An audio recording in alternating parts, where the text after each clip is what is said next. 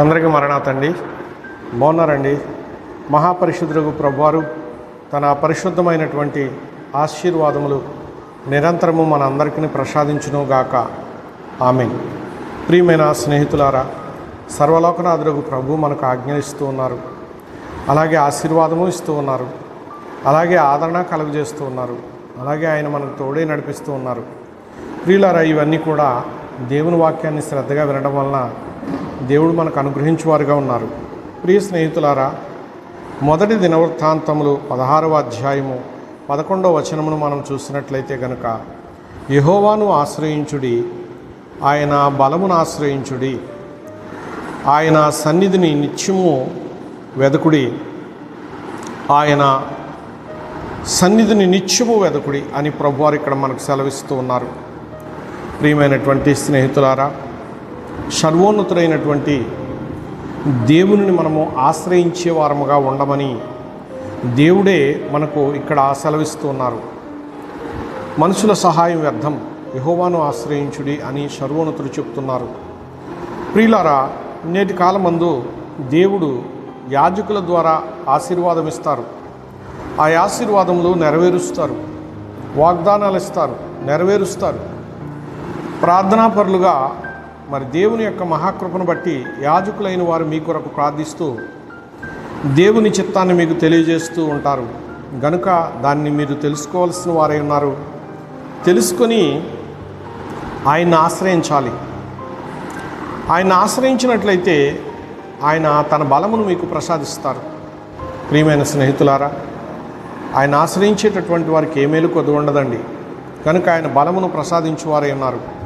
నీవు బలహీనుడవు కాదు, ఇంకా ఆయన ఆశ్రయించావంటే బలవంతుడివే. ప్రియమైన స్నేహితులారా, ఆయన సన్నిధిని నిత్యమును ఆయన వెదికే వారముగా మనం ఉండాలి. ఆయన సన్నిధిలో నిత్యము కూడా మన ముఖాన్ని ఆయనకి చూపించే వారముగా ఉండాలి, మన స్వరాన్ని వినిపించే వారముగా ఉండాలి. మన ముఖాన్ని చూపిస్తూ మన స్వరాన్ని వినిపిస్తూ ఆయన్ని వెతుకుచూ ఆయన మహదైశ్వర్యాన్ని మనము అందుకునే బిడ్డలుగా ఉండాలని, అందుబాటులో ఉండాలని సర్వోన్నతుడు దేవుని పేరట మీకు నేను తెలియపరుస్తున్నాను. ప్రియమైనటువంటి స్నేహితులారా, ఆయన సన్నిధి సామాన్యమైన సన్నిధి కాదు. సన్నిధి అనగా సహవాసపు నిధి. అంటే దేవునితో మనము సహవాసం చేస్తే మనము ఒక నిధిని కలిగి ఉన్నట్టే. నిధి అంటే సకల విధములైనటువంటి, అంటే జీవించడానికి కావలసిన సకల భాగ్యాలు అందులో ఉంటాయి.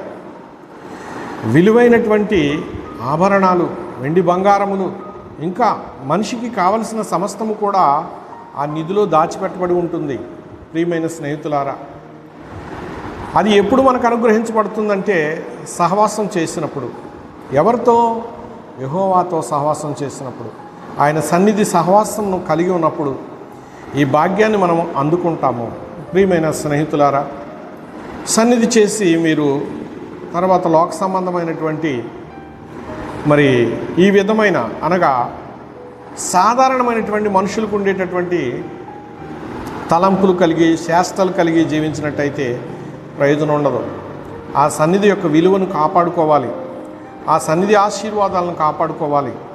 సన్నిధి జాగ్రత్త, అప్పుడు నీవు జాగ్రత్తగా ఉంటావు. ప్రియమైనటువంటి స్నేహితులారా, సర్వశక్తివంతుడైన దేవుడు నిన్ను సన్నిధిలోకి పిలిచారంటే ఒక ప్రత్యేక ప్రణాళిక నీ మీద ఆయన ఏర్పాటు చేయబోతూ ఉన్నారు.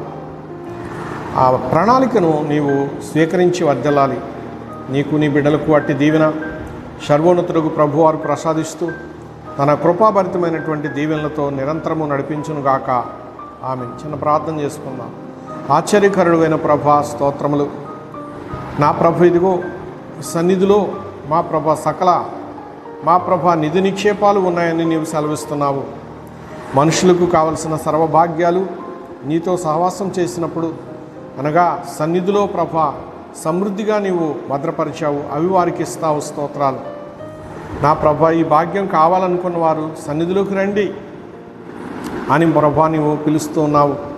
కనుక నీ సన్నిధి సహవాస భాగ్యము సదాకాలము నీ బిడ్డలకు ప్రసాదించుమని మహిమాస్వరూపుడగు యేసువారి పేరట ప్రార్థించి వేడుకుంటూ సమర్పిస్తున్నాను పరమ తండ్రి. ఆమెన్. అందరికీ మరణాతండి.